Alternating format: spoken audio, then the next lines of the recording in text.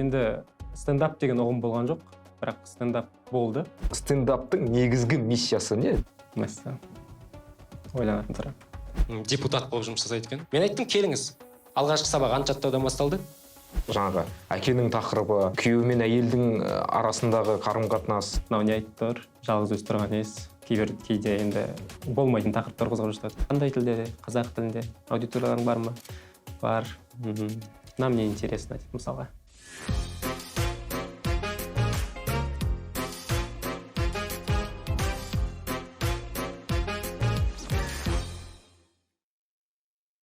Астарлы әзіл қағытпа қалжың қазір комедия жанрында жұмыс істеп жүрген екінің бірі қолданатын тіркес осы. Бұған қоса соңғы уақыттарда стендап ұғымы пайда бола бастады, кең етек жая бастады. Тіпті оған біз қазақ стендапы деген атауда қойып алдық. Жалпы қазақ стендапы қалай пайда болды, оған аудиторияның көзқарасы қандай, оның болашағынан не күтеміз деген сауалдарға бүгін жауап іздеп көрмекпіз. Армысыздар, құрметті көрермен, бұл Біз жанбасақ бағдарламасы. Бүгінгі студиямыздың қонағы қазақ тілі әдебиеті пәнінің мұғалімі әрі танымал стендап-комик Арман Ермахан.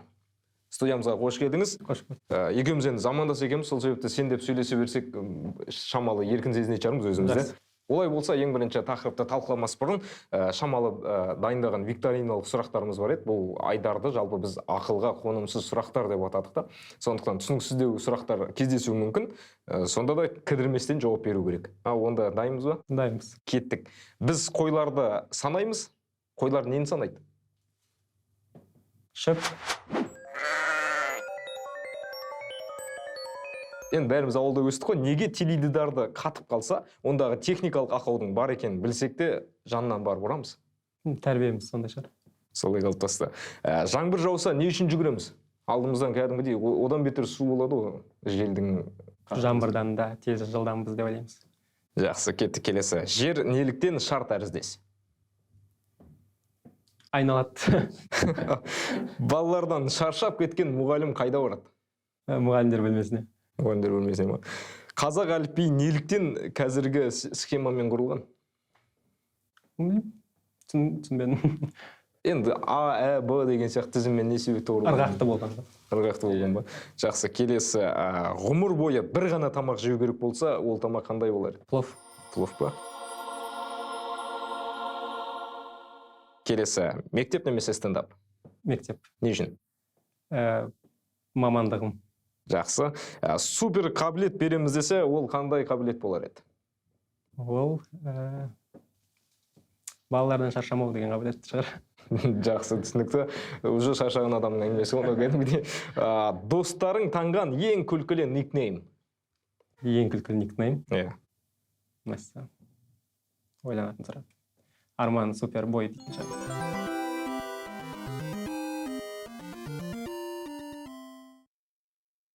Жақсы, түсінікті. Онда $1 миллион тауып алсаң, не істерің?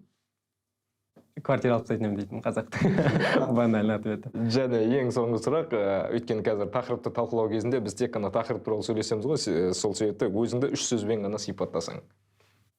Мұғалім, көңілді, сосын не? Крутой бой, да? Супербой. Жақсы. Жарайды, онда олай болса біраз өзіміздің миымызды да сергітіп алдық, өзімізді сергіп алдық. Енді олай болса салмақты әңгімелерге көшейік. Жалпы осы стендаптың басы-қасында жүргеннен кейін өзіңмен сөйлесуді дұрыс санадық. Ең жалпы стендап деген не, және оның басқа әзіл платформаларынан ерекшелігі қандай? Осы сұраққа жауап беріп өтсек. Стендап деген ол еркіндік, шынайылық, бір жаңашылдық десек те болады. Енді басқа платформалар, әзіл платформасынан ерекшелігі сол еркіндікте болып тұр ғой, ешқандай шектеу жоқ. Қандай тақырыпты қозғаған келеді соның? Иә, әркім өзінің қайына қарай өз тақырыбын қозғайды. Жақсы. Енді біз стендап дегенде жаңағы шетелдік стендаперлердің, олардың бағдарламаларын көп көріп жүрміз, бірақ қазақ стендапы деген ұғым бертін келе ғана пайда болды. Әсіресе соңғы қателеспесем бір 5-6 жылда ғана пайда бола бастады ғой. Қалай пайда болды? Енді стендап деген ұғым болған жоқ, бірақ стендап болды. Ол қазақтың қанына сіңіп қалған біздікі дейтіндер бар. Стендап та біздікі сияқты. Себебі мектептен шыққан ол. Иә, кезінде Тамашаның Тарланы Құдайберген ағамыз бар, марқұм. Одан кейін Уәлібек ағамыз да жалғыз өзі. Одан кейін Тұрсынбек Қабатов, ол кісінің де әзілге қосқан салалар, әзілге қосқан көп қой, қосқандары көп. Енді монолог ретінде кірді ғой бізде. Монолог деп таныды халық оны. Енді стендап келгеннен кейін бұл сәл еркіндік болды да. Монологта бір тақырыптан бастап, соңына дейін сол тақырыпты қуатын болса, стендапта бір 3-4 тақырыпты айналдырып, бір түрлендіруге болады. Мен ойлаймын, қазақта стендап болды, жай ғана атау болған жоқ. Бертін келе дамый келе жаңағы терминнің пайда болуына байланысты содан кейін ғана қолданысқа еніп кетті дейсіз ғой.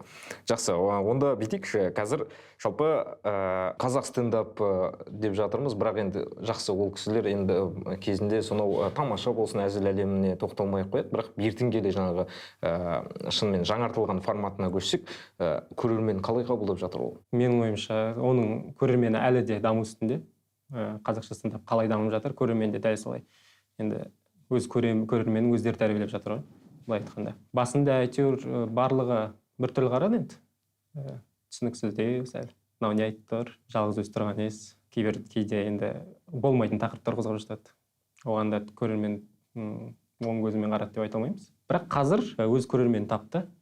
Көбіне ол енді жастар деп айтуға да келмейді. Үлкен кісілердің өзі стендап көруге келіп, тұрақты көрермендер бар. Стендап қашан болады деп сұрайтын. Ол кісілер де менің ойымша сол күлуге, демалуға келетін сияқты.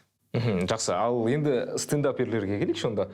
Стендаперлер арнайы бір мектеп жоқ қой, мысалы үшін стендаптар, жаңа стендапер дайындаймыз деген сияқты кезінде, мәселен айтысты алатын болса, айтыстың түрлі өңірлерінде өзінің мектептері бар да. Стендапта ондай ұғым жоқ. Сонда стендаперлер қалай дайындалады? Неден алады, идея қайдан келеді? Көбіне стендапта жүрген балалардың барлығы жайдарманнан шыққан. Сол әзіл саласында, әзілдің айналасында жүрген балалар ғой. Бірақ енді КВН-ге қатысы жоқ балалар да бар. Енді ол жүре келе өзің түсінетін сияқтысың. Әзілге жақын бір болады ғой балалар. Бір мектеп жоқ енді дайындайтын. Сонда да сол әзіл саласы, өзін әзілде көргісі келетін, немесе командада ойнап, өзін аша алмаған адамдар болады да. Бірақ мен жалғыз ыңғайлы сияқты дейтін адамдар болады. Фронтмендер.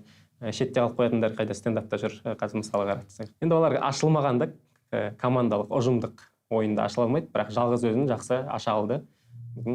Сондай бір өздерін алға жетелеуге, мені командада мына бала деп танымасыншы дегендей мотивация болған шығар деп ойлаймын. Соңғы уақыттарда байқап жүрміз, YouTube платформаларда түрлі YouTube'тағы контенттерде жүктеліп жатқан моменттер де бар. Осы кезде ең бастапқы стендаперлер жалпы қатты аудиторияға өткен адамдардың бірі, жаңа аңсаған Жансаяның стендаптарын көріп жатамыз. Жаңағы әкенің тақырыбы. Біз үйде 3 адамбыз, мен, мамам, қарындасым. Папа бізді кішкентай кезде тастап кеткен, айтам не екен. Күйеу мен әйелдің арасындағы қарым-қатынас.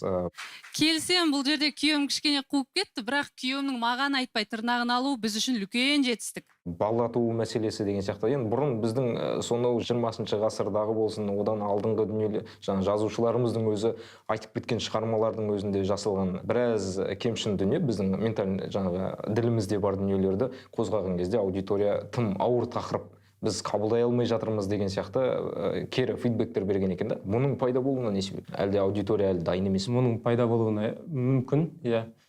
Себебі адам күнделікті не көріп жүр, соны қабылдайды ғой. Жалпы стендап комиктерда олар материалына жазатын дүниесі, ол күнделікті наблюдение дейді бізде стендапта оны. Сол наблюдениесін жазады жалпы күнде. Не істейді ол? Таңертең тұрады, жұмысқа барады деген сияқты. Сол аралықта не көрді жазып алады. Болмаса Жансаян алатын болсақ, үйде отырады, отбасымен, баласын айтады, күйеуін айтады. Аңсаған өз өмірін айтып шықты деген сияқты. Жалпы өмірінде не болып жатыр? Стендап бір жағынан ол проблема ғой, ішкі проблема. Сен оны сыртқа шығару үшін сол халықтың алдына шығып, микрофонда әзілмен жеткізесің да. Бір жағынан алсақ, бұл бір терапия десек те болады. Стендап комик өз проблемасын айтып жеңілдеп қалады. Стендаптың негізгі миссиясы не? Жай ғана көңіл көтеру, өзінің жаңа жеңілдеп қалу ма, әлде тағы да басқа да бір тереңірек мәні бар ма? Негізгі миссиясы менің өзім ойлаймын енді. Мен қоғамда болып жатқан бір келеңсіз жағдайлар болсын, өзекті тақырыптар, соны қозғауға тырысамын. Менің материалым көбіне 50% өзім жайлы. Ақырын сосын плавно алып келем да, келде не болып жатқанын сол халыққа ақырын жеткізем.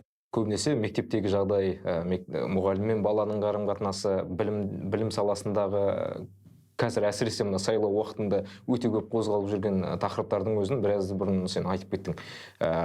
жалпы мектеп сол өзіңнің ұжым тарапынан қалай қабылдады? Біздегі барлық былықты айтып қойдың ғой деген сияқты реніштер болған жоқ па? Жоқ, ол ешқандай реніш болған жоқ. Қуанды бір жағынан мектептің атын шығарып жатсын деп. Осыны көрсе әйтеуір дүзеледің шығар деген ойлар да болған шығар. Енді ол біздің ғана мектепте болып жатқан нәрсе емес қой. Барлық мектепте бар проблеманы айту керек. Проблеманы айтпасақ шешілмейді. Оны бір әзілмен жеткізген түріміз ғой. Екінші оқушым хабарласты. Ол үлкен кісі екен, депутат болып жұмыс жасайды екен. Ол кісі айтады, маған жұмыста бұйырып жатыр, мен қазақ тілін тез үйренуім керек дейді. Мен айттым, келіңіз. Алғашқы сабақ ант жаттаудан басталды. Енді стендап жалпы соңғы уақытта мейнстримге айналған, бәрімізге белгілі да. Енді дәл осылай жалғаса берсе, стендапқа да цензура кіруі қаншалықты мүмкін? Ол стендаптың қай жерде шығуына байланысты шығар. Платформасына байланысты ма? ютубта еркіндік. Көбіне ютубқа салады ғой. Енді егер стендап каналға келетін болса, ол жерде енді канал өз ережесін қояды ғой. Бірақ білмеймін, каналға бара қоймайтын сияқты стендап комиктер көбіне. Ол жерде сәл қысқан кезде қиындау болып кетеді материалыңды жинау. Тіпті енді стендаптағы сөз мәдениеті, сахна мәдениеті деген дүниелерді шамалы әңгімелесейік. Өйткені көбісі енді шынайылықты береміз деген, шынайы өмірді көрсетеміз деген ниетпен түрлі боғауыздар қолданып жатады, сленгтер қолданады. Бұған жаңағы көрермен қалай әсер етіп жатыр көрерменге бұл? Ол стендапқа дейін адамның қандай болғанына байланысты шығар деп ойлаймын. Енді егер сенің табиғатың сондай болса, ертең біреулер шығады ғой, ой, мынау экраннан өте тәрбиелі екен, кеше далада боқтап жүр ғой деген сияқты. Ол өмірде боқтайды ма, иә, бірақ андай шектен тыс болмау керек та.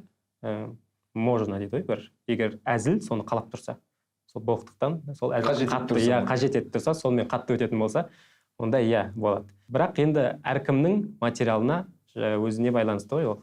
Қоса ма, қоспай ма, қоспайтындар да көп, мысалға балағат сөздерсіз-ақ күлдірте алатын комиктер жеткілікті.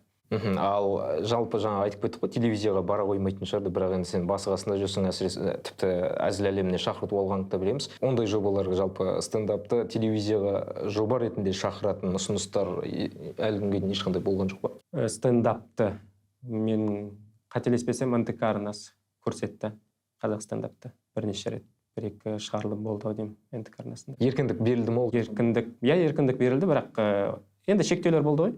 Саясаттан мынаны айтуға болмайды деген сияқты шектеулер. Енді анайы сөздер жоқ.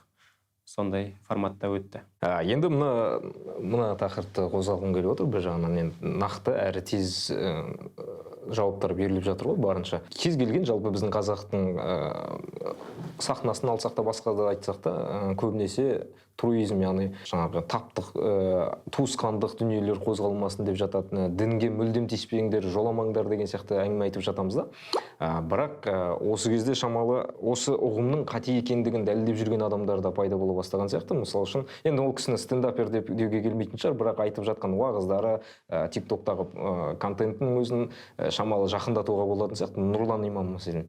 Діндегі мәселе, не болмаса жаңағы туысқандық қатынас болсын, салттағы дүниелердің барлығын күлкілі, әзілмен әдемі жеткізеді. Оны стендапқа алып келсек, не өзгерер еді? Менің ойымша Нұрлан имамды стендапқа алып келудің қажеті жоқ. Жоқ, имамды емес, сол формат. Форматты ма? Иә. Сол форматта Нұрлан имамның өзі шығып жүр ғой қазірде. Ал елді аралап, иә. Дәл сол ғой, сахнаға, залға адамды жинап, уағызын айтып, арасында күлдіріп сұрақтарымен. Бұл егер ондай комиктар бар, намаз оқитын, жаңағы дін жолында жүрген. Олардың айтатын материалдары сол. Дін жолына қалай келген деген сияқты сол туралы сәл тақырыптар қозғайды. Енді бұл стендап дегеніміз сол, адам қай саладан келеді, менің ойымша сол сала туралы өзінің ойын, сол жағы проблемаларды айтады деген. Біздің қазақ стендапына жетіспейтін ең бір кемшін тұстары не? Осыны дамытсақ дұрысталар еді дейтін. Қолдау жетіспейтін сияқты әзір. Әлі күнге дейін. Қандай қолдау? Қаржылық жағынан ба әлде? Иә, қаржылық жағынан болсын. Қазір қарап тұрсақ, тек Алматыда жақсы дамып жатыр Қазақстанда. Басқа қалаларда енді ақырын шығып жатыр, бірақ қолдау жоқ көбіне. Астана қаласында өзімізде бір жыл аралығында өз күшімізбен істеп көрдік. Өте қиын болды. Содан кейін тоқтап қалдық. Не үшін қиын ол? Немесе неге тек қана Алматыда бар? Ол жаңағы қаржылық жағына ғана байланысты емес шығар, мүмкін көрермендер тарапынан да қандай да бір қолдау жетіспей жатқан шығар. Мүмкін ол жағынан да. Бірақ Астанада өз көрерменімізді таба алдық. Көбіне түсініспеушілік, локация табудан қиналдық. көбіне адамдар ой қазақша стендап па дегеннен айтпақшы қиын болды. Стендап деген Астанада жақсы дамыған, бірақ орыс тілді стендап. Иә. Қазір Астана стендап деген өз көрермен тапқан, мысалға апта сайын бір 2-3 концерт беріп тұрады. Қазақша стендап жалғыз болды да біз ақырын шектетіліп қалдық. Себебі жаңағы бір барға барсақ та, міне осы жерде стендап өткізейін деп, қандай тілде, қазақ тілінде, аудиторияларың бар ма? Бар. Нам не интересно дейді мысалға. Осы қандай да бір не бар ма? Фильтр бар ма? Мынау жаңағы редактура деген дүние болады ғой. Иә. Стендаперлердің жаңа қалжыңдары өтетін, өтпейтін не болмаса адамға жарасатын, жараспайтын анықтайды. Бірінші сол саморедактор. Әркім өзі ойлану керек. Міне мен мынаны айтамын, мынау дұрыс па? Мысалы, көрермен көзқарасымен қарап көру керек. Болмаса экранның ар жағынан көріп отырған адам бар, ата-ана бар. Бұны кім қалай қабылдайды деген сияқты өзі саморедактор жасайды. Одан кейін жаңағы жабық микрофон айдары өтеді. Жабық микрофон не үшін қажет? Сол материалын тексеру үшін қажет. Ол жабық түрде өткеннен кейін жаңағы 30 адам шақырылама, 20 адам шақырылама өздері шешеді енді. Сол жерде оқылады материал. Мынау өтті, мынау өтпеді деген сияқты. Өтпесе алып тастайды. Иә, редактора өткізеді. Міне 100% материал келді, оның 40% қалды. Енді 40%-ға тағы 60% қосуым керек та, келесіде тағы оқуым керек деген болады. Келесі закрытый микрофон болады жаңағы. Сол жерде оқиды, міне мынау қалды, солай жинайды материалды концертке. Осы стендапқа келетін стендаперлердің көбісі қандай мақсатпен келеді? Танылу үшін ғана келе ме? Әлде жаңағыдай өзінің ішкі дүниелерін шығару үшін ба? Барлығының мақсатын білмейді.